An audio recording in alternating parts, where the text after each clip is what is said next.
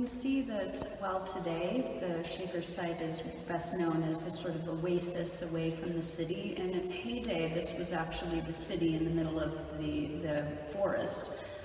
There were, at the height of this community, several hundred people living together, and the scale of the buildings really reflects their communal lifestyle that they enjoyed together.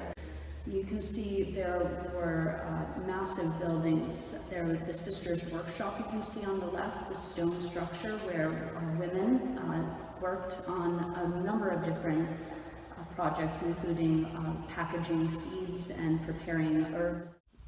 So you saw the hay barn here. The perpendicular section here was the cow barn. And as Johanna mentioned, the Shakers were very much part of the larger world in their attention to technology and innovation, the best agricultural practices.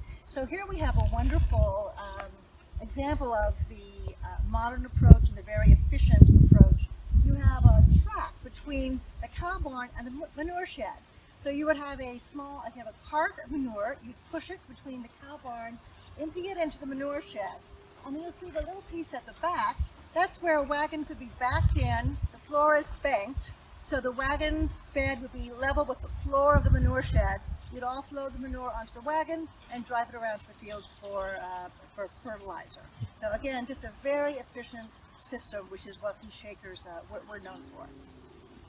You can see the historic cannery, which is one of the structures that is still partially standing on our site today.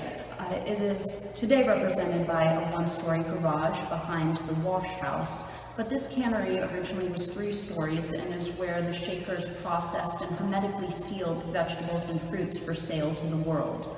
And the Shaker seal on a can was a sign of quality, so that people could be assured that the food that they were receiving was fresh and safe, which was especially important in that era. So you can see in this photo the historic seed house where much of the work of preparing seeds for sale was completed.